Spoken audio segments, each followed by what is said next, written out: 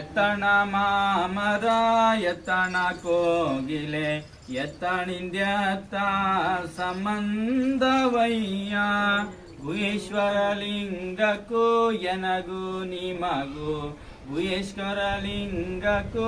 ಎನಗೂ ನಿಮಗೂ ಎತ್ತಣ ಮಾಮರ ಎತ್ತಣ ಕೋಗಿಲೆ ಎತ್ತಣ ಮಾಮರ ಎತ್ತಣ ಕೋಗಿಲೆ ಸಮುದ್ರದೊಳಗಿನ ಉಪ್ಪಿಗೂ ಬೆಟ್ಟದ ನೆಲ್ಲಿ ಕಾಯಿಗೂ ಎತ್ತಣ ಮಾಮರ ಎತ್ತಣ ಕೋಗಿಲೆ ಎತ್ತಣ ಮಾಮರ ಎತ್ತಣ ಕೋಗಿಲೆ ಎನ್ನುವ ಶರಣರ ವಾಣಿಯಂತೆ ಈ ಸುಡುಗಾಡು ಸಿದ್ಧ ಕಲೆ ನಮ್ಮ ಕರ್ನಾಟಕದಲ್ಲಿ ಅತ್ಯಂತ ಜಾನಪದ ಕಲೆ ಎಂದು ಕರೆಯುತ್ತಾರೆ.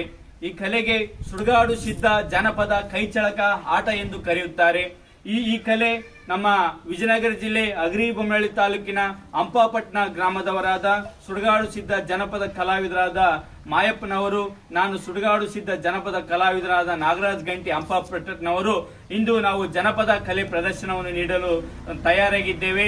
ಬಂಧುಗಳೇ, ಈ ಸುಡುಗಾಡು ಸಿದ್ಧ ಕಲಾ ಪರಂಪರೆ ಸುಮಾರು ಬುದ್ಧನ ಕಾಲದಿಂದಲೂ ಸಹ ಅಸ್ತಿತ್ವಕ್ಕೆ ಬಂದು 12ನೇ ಶತಮಾನದಲ್ಲಿ ವಿಶ್ವಗುರು ಬಸವೇಶ್ವರರ